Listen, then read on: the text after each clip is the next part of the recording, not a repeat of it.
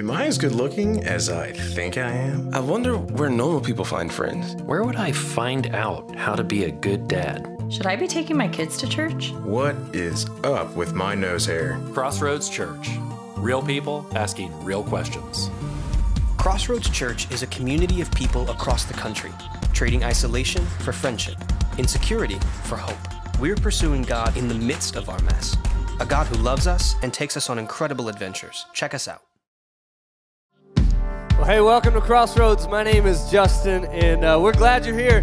Hey, if you found yourself in this place for the first time, whether you're online or you're here with us today, but we are a community of people who have been changed by the love of Jesus. And one of the ways we like to express that is through singing. So we sing songs to God and about God. We also sing songs about who we were before we met Him, before we found His love. And so that's how we're going to start today. Why don't you stand with us and sing with us, all right? I was buried beneath my shame. Who could carry that kind of weight? It was my tomb until I met you. Yeah. I was breathing but not alive.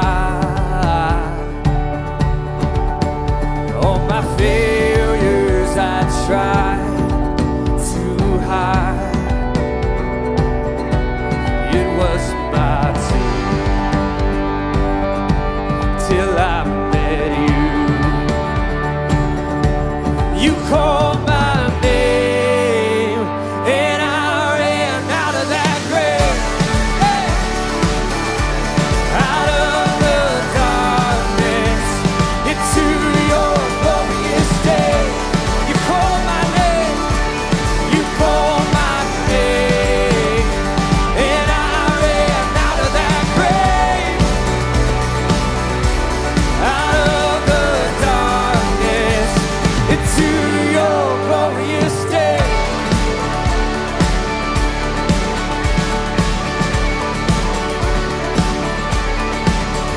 Now your mercy has saved my soul, and now your freedom is all that I know. Here's what happened: the old made new. Yeah. Jesus, when I met you, we said you called my name, and I ran out of that grave. Out of the darkness into your glorious day. Yeah. You called my name, and I ran out of that grave. Out of the darkness into your glorious day. Yeah.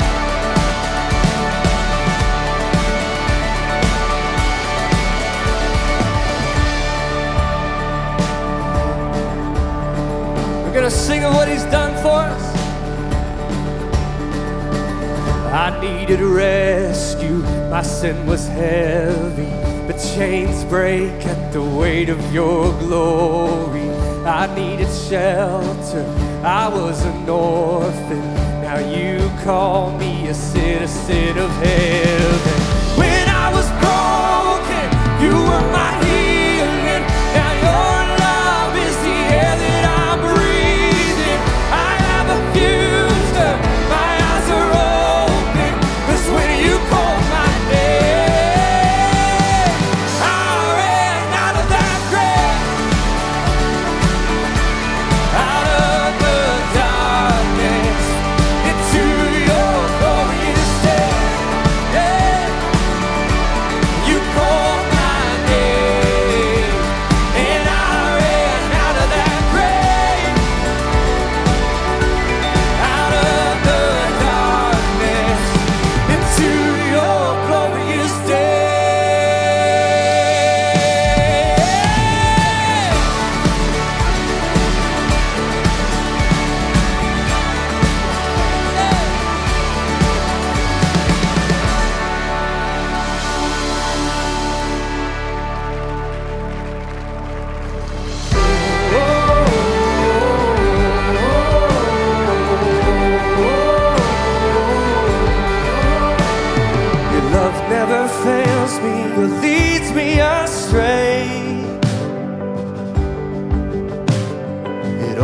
told John never separates.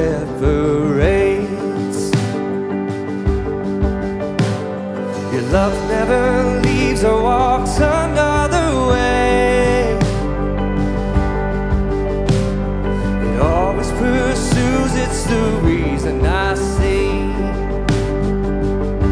I sing 'cause you're good, yes. I sing of your kindness.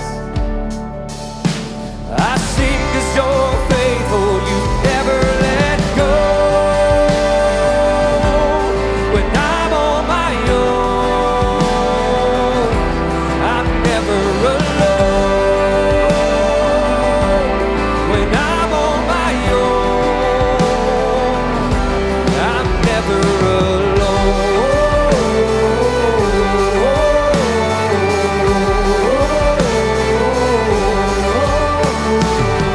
for the empty, the broken and shamed. You sent love with purpose, you gave him a name. Jesus, you tore out your heart just to walk in my place. Now I'm a child of God with your blood in my veins. I sing 'cause you're good, yes. I sing of your kindness. I sing 'cause you're faithful, you never let go. When I'm on my own, I'm never alone. When I'm on my own, I'm never alone.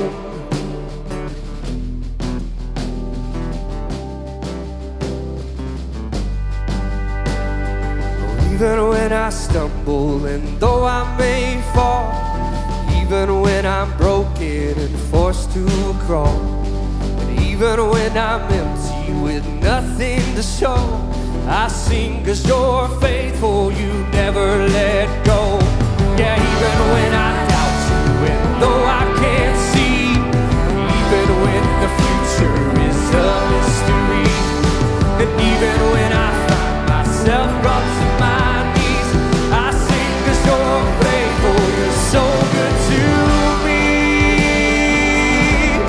When I'm on my own, I'm never alone. When I'm on my own, I'm never alone.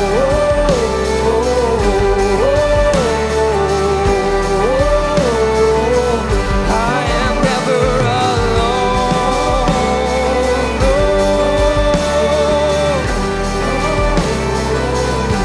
I sing 'cause you're good, yes. And I sing of your kindness. I sing 'cause you're faithful, you never let go.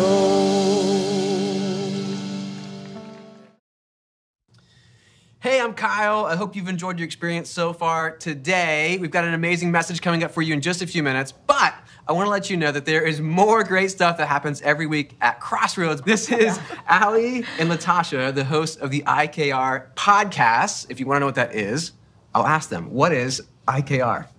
I know, right? That's what it means. That's literally what it means. It's what the young kids text. They text IKR. Or I know, right? I regularly had people say to me, I want you to talk about this. I want you to address this. And a lot of those coming toward me were unique things about women and in the lives of women. And we don't often have the luxury of doing that on the weekends. So we were looking for another outlet, knowing that women were asking for content, for insights, for things that were directed specifically to them. So we decided to experiment with a podcast, and it's been fun. Amazing. Season 3. Yeah, It's gone season 3. incredible. Yeah. Like 100,000 downloads. More than that Right? now. Come on, yeah. more than that. 100,000, 200,000? What do I got? 200,000. Over 200,000. Yeah, and counting. Yeah. Wow. Thanks, Mom. We have Yeah. Our moms downloaded. That's all your moms. It's your moms and me. Our moms and Kyle and my husband. That's right, Yeah. 200,000. Yeah, 200,000 times. So we have listeners all across the country. Yeah. We get a lot of interaction. If you're not following us on Instagram, you should be at IKR Podcast. We do a lot of bonus interaction with listeners on Instagram. We put up a lot of bonus content and stuff there. Awesome. What are some of your personal highlights doing the podcast so far? Oh, you know what? It's super exposing. I mean, what we know about women is that they want vulnerability.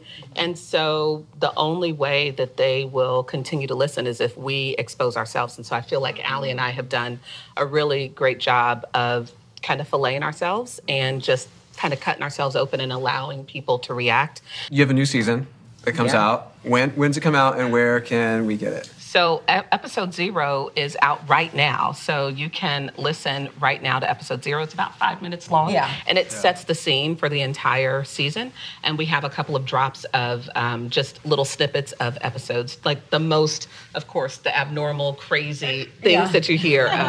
So that's that. And then our first full episode pops out next week. This next Wednesday. That's right. And there'll be 10 episodes with probably some bonus episodes. So a full season of content, lots of really good guests. I love our guest lineup this year. So. And the topics we're hitting, I think, are going to be a lot of fun. Give us one guest. Tease one guest for us that we should be really looking forward to. You do one, I'll do one. Okay. Should we say it at the same time? No, I guess that's not helpful. Well, because I was going to say, because this is, we interview a former porn star. She was in the sex industry, and she has given her life to Jesus, and she has an incredible story of transformation. It's ridiculous. It's really crazy. I love that one too. And then Chuck Mingo, our very own Chuck Mingo, is going to make an appearance. How did Chuck get to be on your podcast? I know, right? Chuck was invited. That even listens. I listened to it. I know. Chuck was invited, so he will pop up on an episode this season, and it's a lot of fun. That might be one of my personal. Is it like Chuck's insights into women? Is that kind of no? Okay. Not going to be any good. Hey, if you are a woman at Crossroads or a man, either way, and you have not yet listened to the IKR podcast, do yourself a favor. Download it, listen to it, subscribe it, share it. It's really freaking good. You guys are doing amazing. Well, hey, at Crossroads, there is a team of people that you are invited to join today if you want to. It's the team who so believe in the mission and movement of what God's doing in and through Crossroads that we give each and every month to fuel that mission. That supports things like the IKR podcast, like hundreds of thousands of downloads and people hearing about Jesus in a language that maybe they can understand for the very first time. It also goes to support things like this video that you're about to see in just a minute. And if you want to join that team, super easy. Go to crossroads.net/give, set up make a one-time gift or set up a recurring gift. Whatever you want to do, check out this video about where some of the money goes.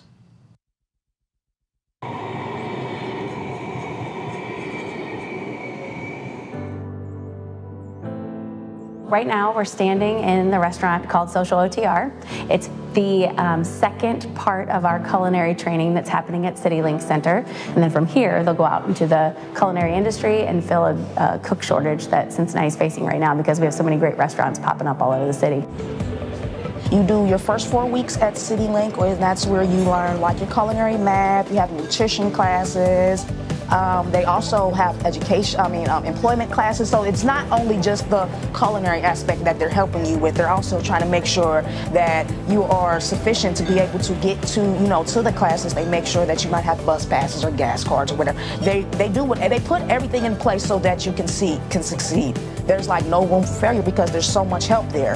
It isn't just you're seeing folks get a job and that's great. No, this actually is breaking a generational cycle of poverty for kids and grandkids. Their kids and grandkids may never know the experience that their moms and dads had, but that is because of the generosity of this community and what they've done. I'm standing in the building that was funded partially by the I'm In campaign, which is pretty amazing. So it just goes to show that those dollars in action are truly impacting lives, serving our community, and we really feel called that we have to be good stewards of those dollars, and we have to do things that are going to impact our city, but do it in a way that is honoring to God and honoring to the Crossroads community. I want to give you guys the biggest thank you from the bottom of my heart. I mean, this program, like I want to cry. Like, this program means so much to me. Like, all that I've been through in my life, and for me to literally have only 2 weeks left, I kind of don't even want to leave, honestly. Like, if the program was longer, I would stay as long as I could. But I feel like you guys have a great thing going here. A lot of people are benefiting from this program, and it's changing a lot of lives.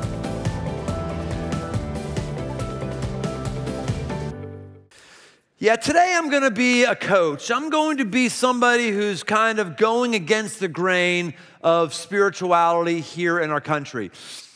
I don't know if you recognize it or not, but life is difficult. It is. And I've had 2 trips where I've seen this really clearly. Recently, I'm going to refer to both of them. One is a trip I had to New Zealand. The other one is a go trip I just got back from Nicaragua with. And in both of those trips, I experienced difficulty. Today is basically about the spirituality of difficulty. If you could subtext this message, it's the spirituality of difficulty.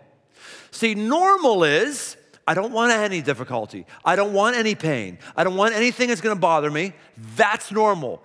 If you wanna be normal, then just stay there and live there.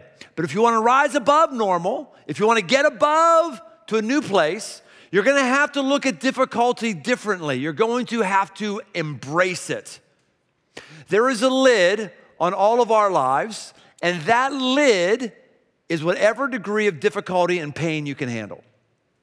If you can handle this much difficulty, then you'll have that much of God. If you can handle this much difficulty, then you'll get that much of God. If you handle this much, you'll get that much of God. There are these people in the Bible who we know as heroes of the faith. They're heroes because every single one dealt with difficulty.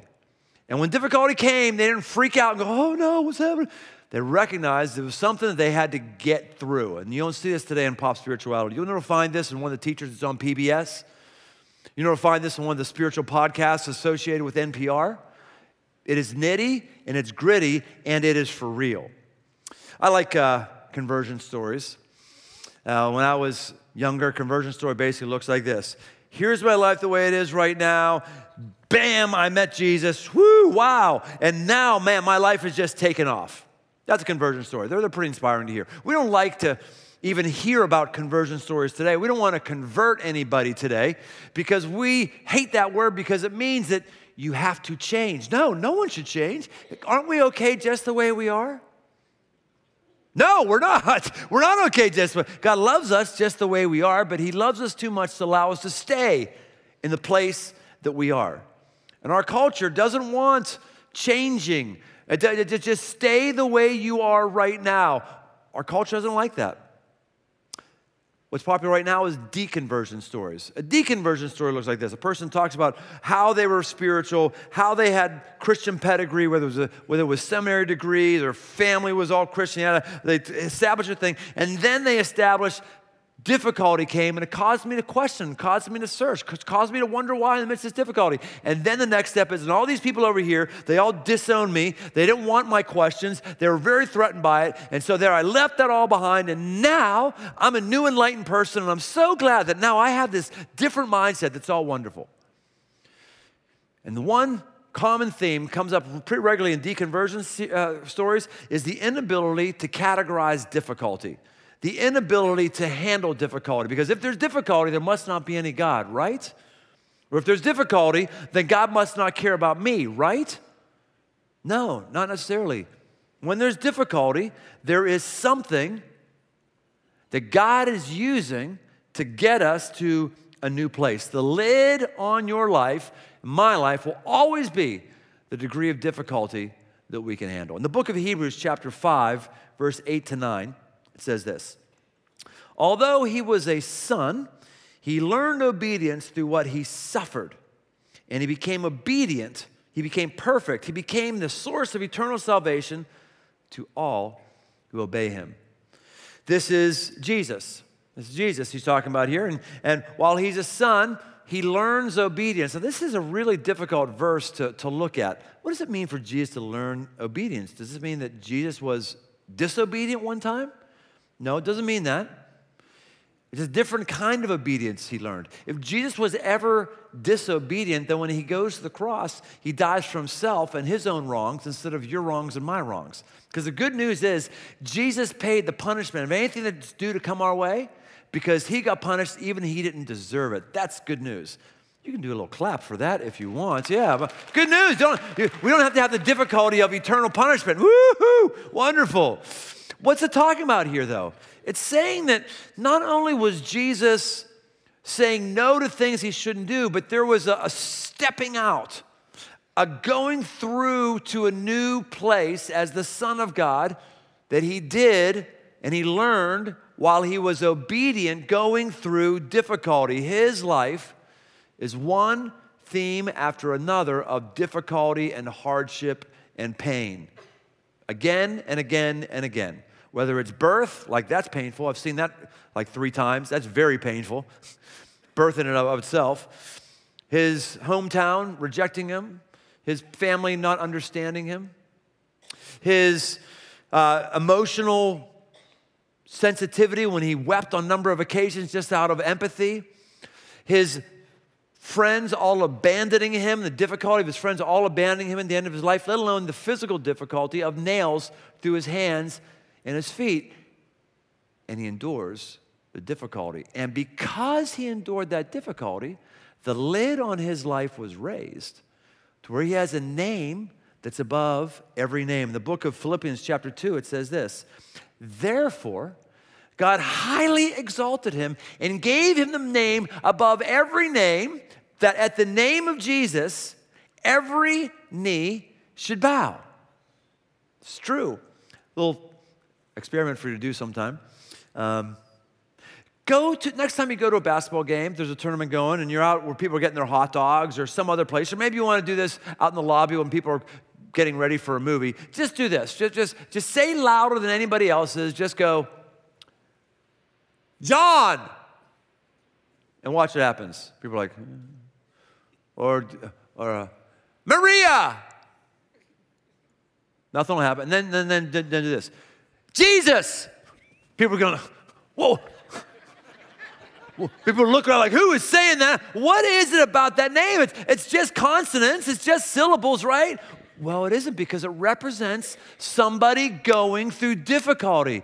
In the Philippians 2 that I just read there, it says that Jesus was so humble, a humble servant, he laid down his life, even death on a cross. And therefore, God, it says in the original language, he hyper exalted him, which is where we get the word hyper. He hyper exalts him. Why? Because he went through difficulty. So if you and I want to raise our lives, if we want to elevate our life, the way we elevate it is to endure difficulty, the spirituality of difficulty.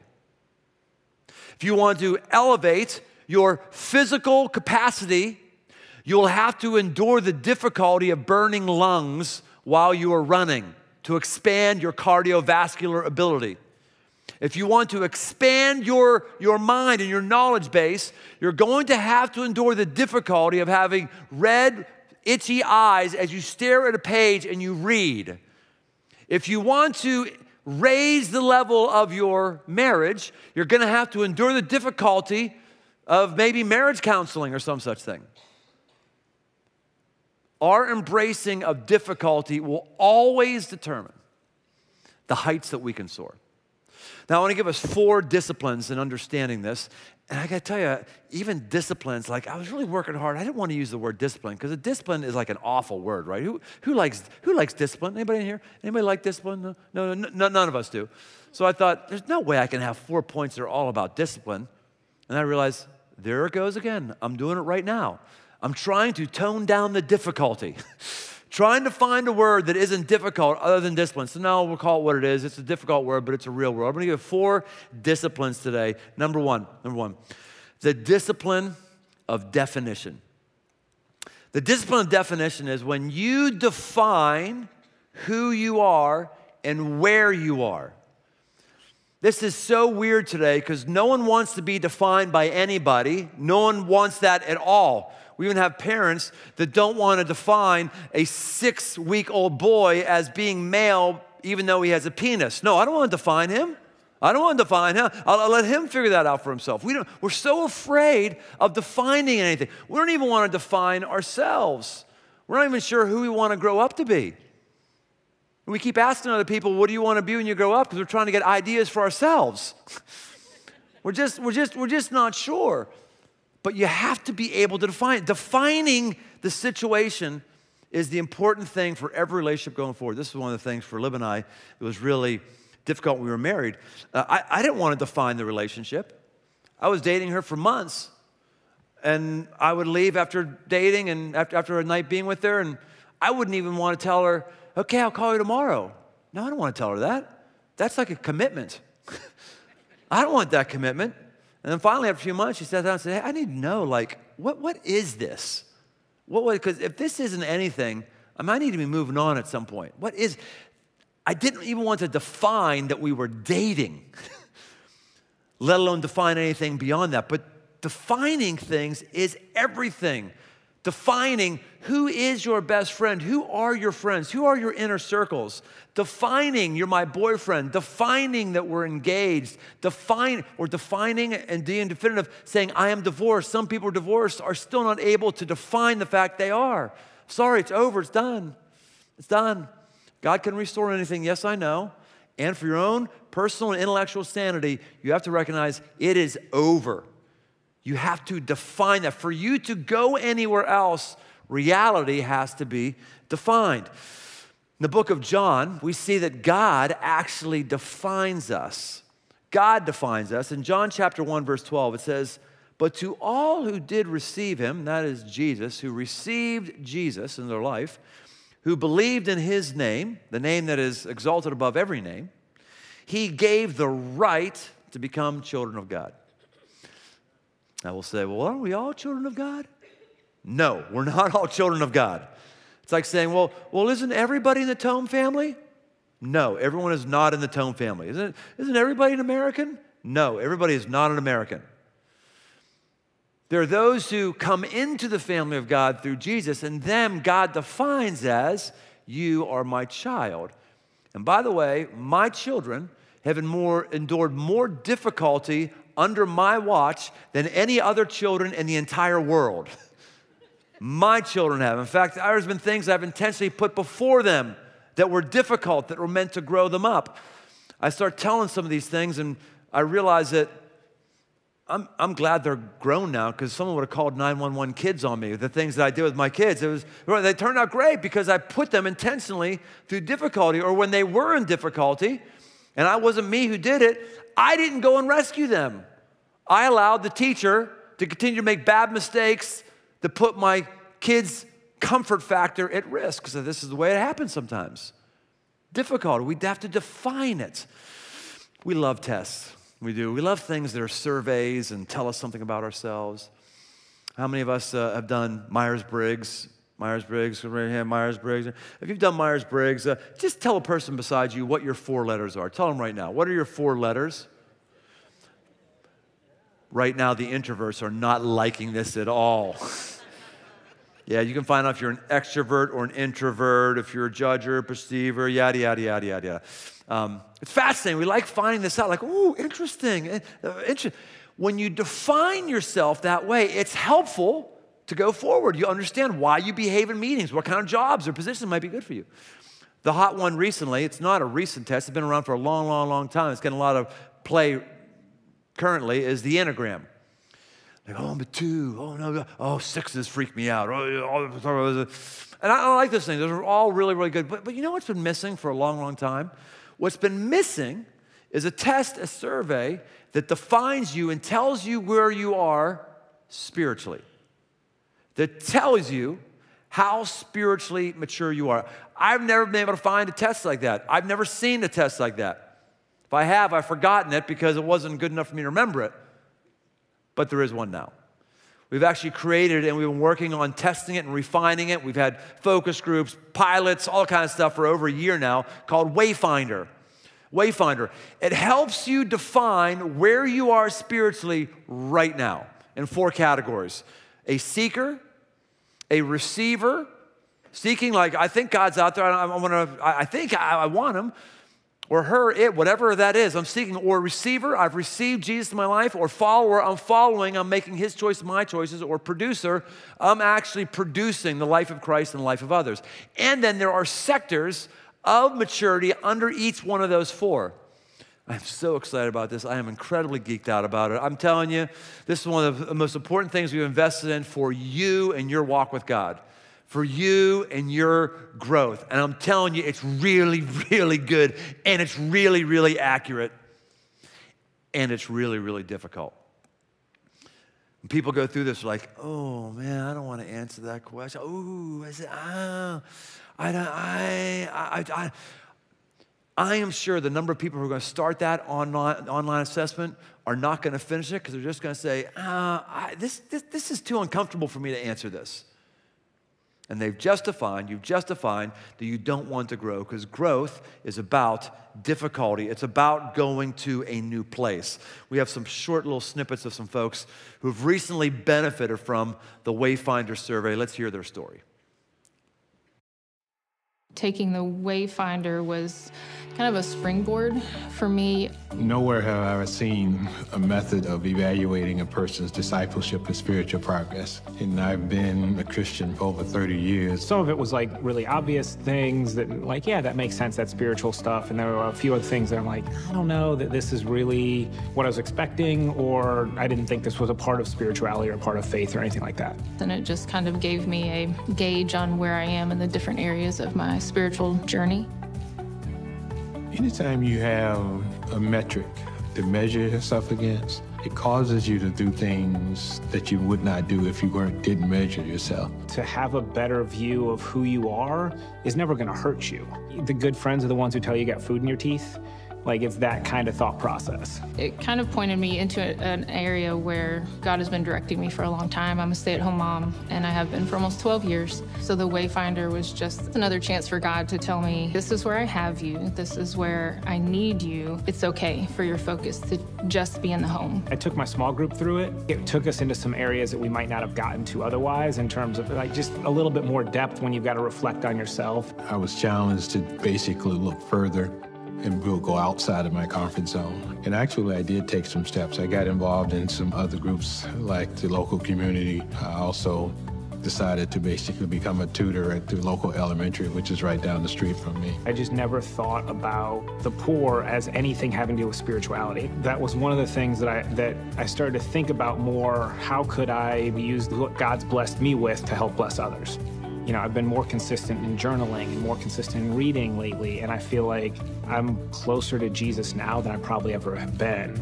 Anything that can help us stop and reflect about how we're making the decisions about our lives, like Wayfinder does, I think can be very powerful.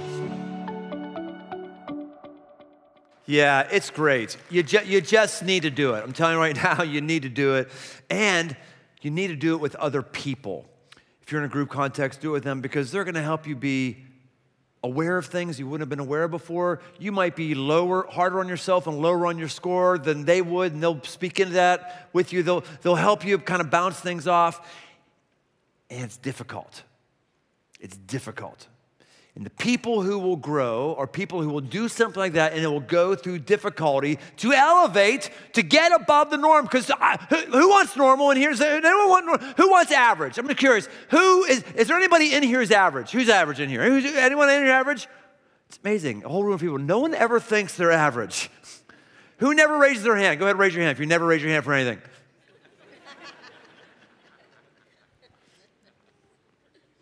To get beyond normal, we've got to go through difficulty. And one discipline is to define where you are. The second discipline, is the discipline of delay. The discipline of delay. In the Bible, there's a phrase that comes up a number of times, waiting on the Lord. Waiting on the Lord. And it almost sounds like Come on, God, let's go. Come on. Like you would your 3-year-old. You're trying to get your 3-year-old to get his shoes on. Come on, let's go. Come on, let's go. Come on, God, I'm moving here. Come on. No, it's not what it means. It doesn't mean that God is slow. It doesn't mean that God doesn't get with the program. It means that there are certain things that I want that I just can't have until God says, okay. It means there's certain things that I can't do on my own power that I need the power of God to do. And so therefore, I have to be okay waiting or delaying things. And sometimes we intentionally, for spiritual growth purposes, will intentionally not do something we could do right now because we have to delay it. We have to wait. The most vibrant example of this in my life recently comes from a vacation of a lifetime I've taken. Now, vacation of a lifetime doesn't mean the best vacation I've ever had, but it's the one that I've been planning for more of my lifetime than any other. In fact, now that's over, I'm not even sure what my next trip of a lifetime would be. I can't, because this one's been like on my docket for decades.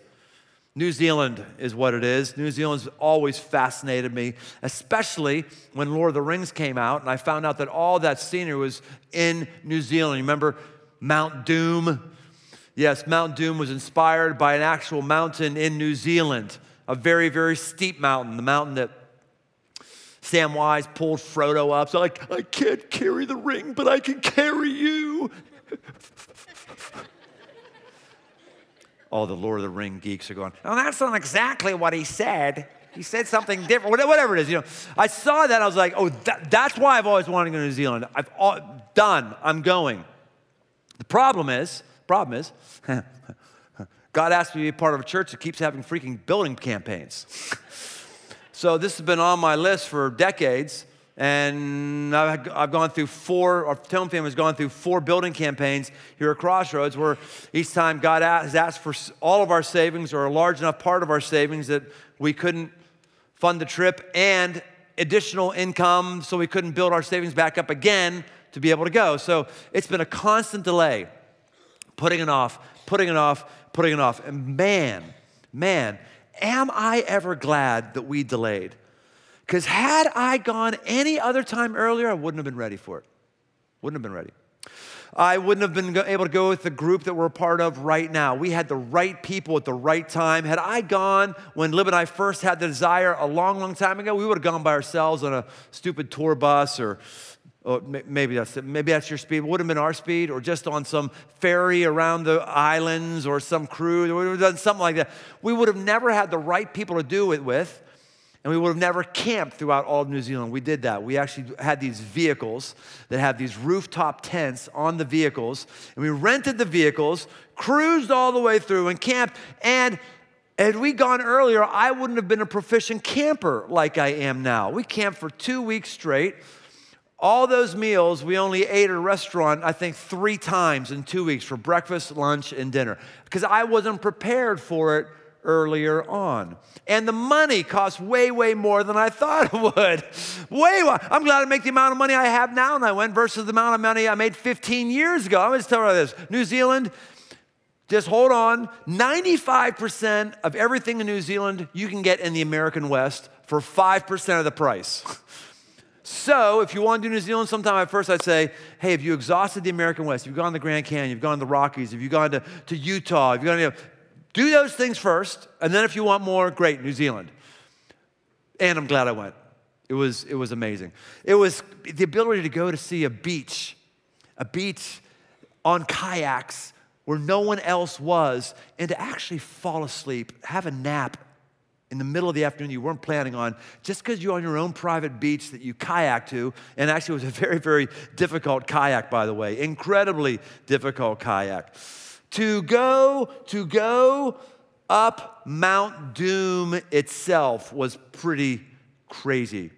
Let me talk about the third discipline. I'll tell you about Mount Doom. The third discipline is the discipline of departure. The discipline of departure. It's the discipline of, okay, I know where I am right now. I am a seeker, or I am divorced, or I am newly married, or I am a male, or I am an athlete, or whatever it is. I know I've defined where I am right now. That's one thing. It's another thing to go, okay, I'm going to wait because I'm not ready for X, Y, Z. I'm going to wait. There's something in the delay. There's something in the waiting. There's something in that time period, there being spiritual growth there. And then there's something totally different when you actually chop, you go, when you depart.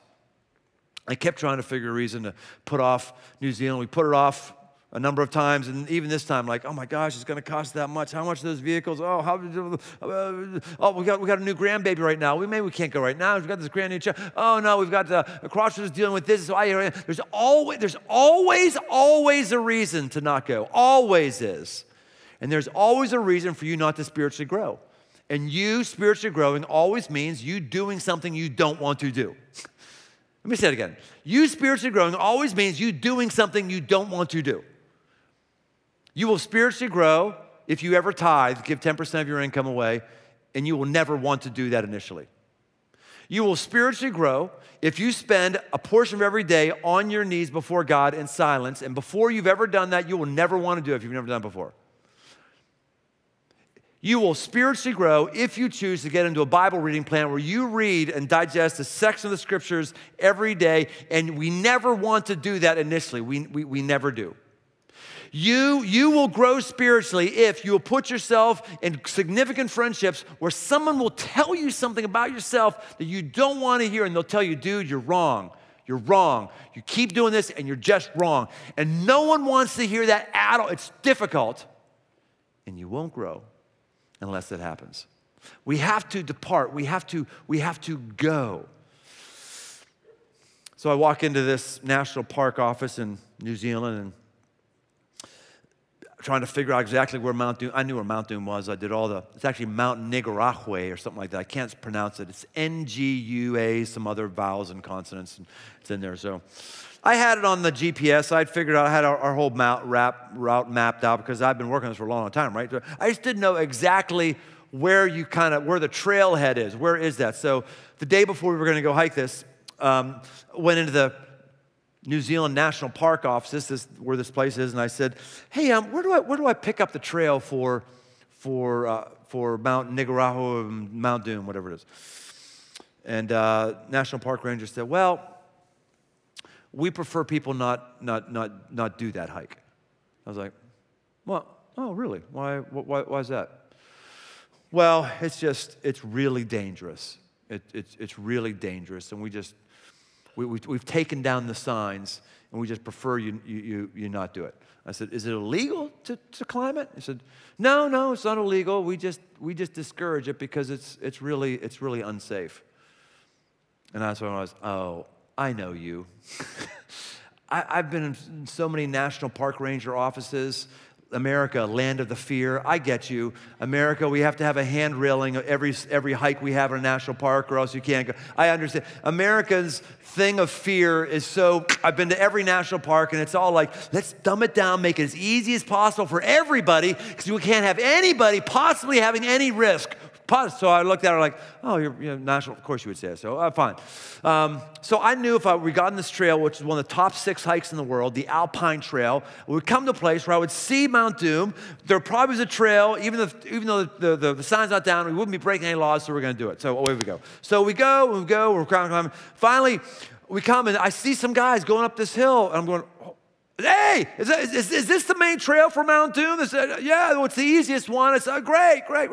And so we started off on this thing, and not long after that, I realized there's a massive difference between a park ranger in New Zealand and a park ranger in the United States. Because park rangers in the United States lie, or they have no idea of the threshold of what difficulty you can deal with. New Zealand people, no, they get it. They really get it. Like, there's speed limits in New Zealand. Like, we couldn't drive the speed limit. It was awesome. Seriously, 100 kilometers an hour? I'm going like, you got to be kidding me. How can you make these? It was not possible to go the speed limit. That's the kind of speed limits I like.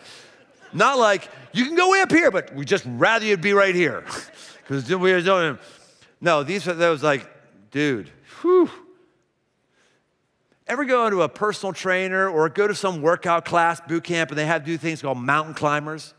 I hate them. They're so stupid, right? You're down and you're like, you got to go like this. And the whole time you're doing it, you're going, why am I doing this? I will never do this. I'm probably going to throw my back out. This makes no sense at all. This is not real world, right? You keep doing this until you do Mount Doom. Then you do mountain climbers. It's a 45-degree incline. And here you see me doing mountain climbers. This is after we spent a half an hour going sideways on the mountain because the sand that we were on was giving way. We were making like 2 inches at a time. So we spent a half an hour to get over to the rocks, and then we did mountain climbers up above the cloud line. And while we were up there looking out over all it was, I kept going, this is difficult. Why are we doing it? Why have we departed? Why have we actually moved and gone on? And remembered that the last mountain I climbed, I've climbed 2 mountains in my life. The largest peak in Nicaragua, the first time I went to Nicaragua, and now this mountain. There's 2 mountains. And after doing 2 mountains, I got to tell you, I don't know what the heck we're talking about when we talk about mountaintop experience. Oh, I just had this mountaintop experience. I just ask you, have you ever been to the top of the mountain? I'll tell you, both situations, it sucked.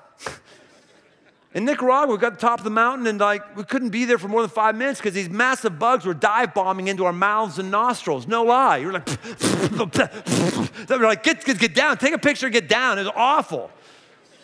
Here we get to the top, and yeah, we see this little crater where Frodo threw the ring in, and so we had a couple people take their wedding rings that were the cheap rubber ones and throw them into the thing, kind of like Lord of the Rings. And it was kind of cool being up there with the rock was hot because there's lava still going underneath, so the rock was kind of, but we got up there, it was like, yeah, we gotta go because it's gonna be dark before too long, and we could die. I mean, honestly, that's the way we felt. Like, amazing we got up here and no one died. We still got to get all the way down. We took off going down. So when we talk about mountaintop experience, I've got 2 mountaintops I've been. I'm just telling one guy going, it ain't that great at the top. Just not. What you have to like is you have to like the journey. You have to convince yourself that the journey is worth it, that I'm enjoying this journey. One of the guys with us is a climber, hiker, much more than I am, and he said, you know, this is what's called embracing the suck. So it's a hiking term. You just embrace the suck. You say, it is what it is. I'm not going to try to, I'm just going to embrace it. You know, the Bible talks about embracing the suck, not necessarily in that nomenclature, but in Philippians chapter 3, verse 12 and following, the Apostle Paul says this, not that I have already obtained this, the mountaintop, or am already perfect, but I press on to make it my own. I embrace the suck, he says, because Christ Jesus has made me his own. He's defined me. Brothers, I do not consider that I have made it my own, but one thing I do, forgetting what lies behind, forgetting the difficulty that lies behind, and straining forward to what lies ahead. Straining, what's that mean? It's difficult. I'm straining. I want something more. I want to get there. I press on towards the goal for the prize of the upward call of God in Christ Jesus. To spiritually grow. We have to press. We have to not think that when there's difficulty, something is wrong or God has abandoned me or I'm following the wrong God. No, when there's difficulty, I get to climb. When there's difficulty, I get to find something out about myself. When there's difficulty, I get to find something out about God. Found the same exact thing of departing when I went to Nicaragua. I haven't been to a Go trip for a while. I was so excited. When I went with about 100 college students and others. It was great. It was great. And it was really difficult. Really difficult. And it was great. We did, part of what we did is we dug these trenches for water lines. And the first part was, this is great. This nice soft dirt, this dirt road is great. We were laughing, it was great. And we busted that out real quick. And then we had to go backwards where the Y was. And that was a gravel road. That was not great. Getting through that 4 to 5 inches of gravel so we could dig a trench up to about our hip It was just backbreaker. It was difficult. And so every time I was hitting that with the pick or shoveling or whatever, I knew at some point there would be a breakthrough. At some point, we're going to hit soft dirt again. At some point, but we have to embrace the suck right now. We have to get through the difficulty. And the truth is, friends, a lot of us in here, you're close. You're really close. You are. Keep hitting away at the rock. You're close. You have to endure. You've got to press on to what's there. You're almost to a new place. You're almost there. Keep hitting. Keep going. We had a great time in Nicaragua. So it was some was difficult, some was fun. Like difficult climbing up another volcano, fun coming down on sleds. Awesome. Difficult grabbing a pig by his ears. Fun when you let him down and say, I've never done that before. That was awesome. I've never picked up a pig and heard him go, wee, wee. Never, that's awesome. It's like Deliverance. Remember that movie? It was for real, man. It was for real. It's departing. The last one, discipline, is the discipline of distraction. The discipline of distraction. When we were going up Mount Doom, we thought we prepared for it. We wanted good gear, right? So we said, let's get the right hiking boots that we need for this trip because we do a lot of hiking and stuff. So Lib and I went out and bought them. And we weren't stupid. We knew that you got to break them in because, you know, when you're out in the trail, you don't want to break them in the trail. So I would wear my hiking boots to work for a couple weeks. They looked really stupid. They didn't go with clothes I was wearing. Not that I really care about that generally, but nonetheless, I had these big hiking boots on. I wore them for a couple weeks, and I worked on them out in the yard, just all over the place. It was good, it was great. And Lib did her thing with it. It was good. I went and I would do the elliptical at the workout place with hiking boots on and all that kind of stuff. And so I got it. It was good. What I didn't really figure out, hello, that doing this with your boots is not the same as this, which is a 45-degree mountain climbers, right? When you're going 45, it's like we can do all these activities. Look at these activities. It was like your foot's in a different position when you're doing mountain climbers going up, and so we both got blisters. Take off our shoes and socks, putting like this blister tape on it and all this kind of stuff, and I found that the more I thought about the blisters, the worse the blisters were. I had to learn the discipline of distracting myself from the pain I was in by simply thinking about what the summit might be like. Thinking about why I needed to have my hand on my wife's rear end going up so that she doesn't fall down as we climbed up that thing. And the distraction takes away the pain and difficulty. I know that depression for many of us is a neurological, chemical, physiological, medical thing. I know that. So I use the term generally when I talk about depression. The most depressed people tend to be those who think about themselves, who think about their own current woes, who think about their own current problems. We have to learn to be distracted by that and get outside of that. And when our mind thinks about a summit or our mind thinks about anything else, those difficulties tend to drop away. They just go away. But we can choose to think about the difficulty, or we can choose to think about Jesus, think about God, think about the future we want, think about something that's totally different. Book of Proverbs, chapter 23, verse 7, it says, as a man or woman thinketh, so is he or she. As a man thinketh, so is he. As a woman thinketh, so is he. So guess what? If you think to yourself, oh, these blisters are so bad, I'm not going to be able to get up because I'm screwed. I got blisters. I can't get up. Guess what? You will not get up if you think that about your blisters. You won't. If you come into a Crossroads, you go, oh, I bet this is going to be another boring service. It will be, as you think it is. If you say to yourself, I'm getting married, but I know every man in my family has had a divorce, and I'm going to get divorced too. Guess what? You'll have a divorce. You'll have a divorce. If you think, I know my kids are never going to listen to my voice. My kids are just always going to be acting out. They're never going to take me seriously. Then your kids will never take you seriously. If you say to yourself, I'm going to lose weight. I've said that before. I'm not going to lose weight. Guess what? You're not going to lose weight. As a man thinketh, so is he. As a woman thinketh, so is she. You have to willfully distract yourself from the thing that's not a good thought to see and grab something else. It's the discipline of distraction. Psalm chapter 34, verse 18, the last verse I'll share with you today, says, the Lord is near to the brokenhearted and saves the crushed in spirit. The Lord's near the brokenhearted and saves the crushed in spirit. Maybe the most compelling argument that I have for you to embrace difficulty and to rise above normal is that God is uniquely there in a way that he's not in other places. Jesus had an incredibly painful life, at least the 3 years that are detailed in the New Testament of when he went public with his ministry. It was incredibly painful. It was incredibly difficult. It was.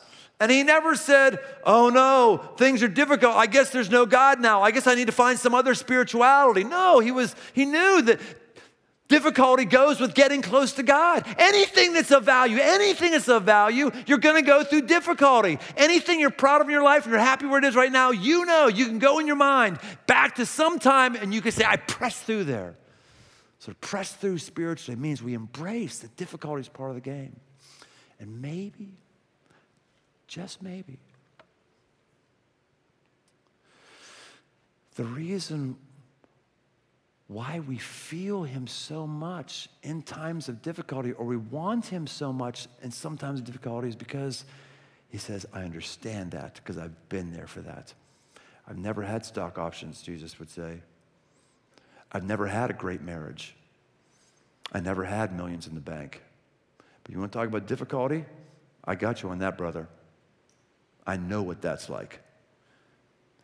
And so that's why I believe Jesus is uniquely close to the brokenhearted, uniquely close to those who are in times of difficulty. And when would you grow more than when Jesus is close to you? Friends, embrace the suck. Rise above where everybody else is. Lift the lid on your life. Have a different attitude. Define where you are. Get away from you or depart. And embrace that growing spiritually is an amazing adventure. Thanks for joining us today.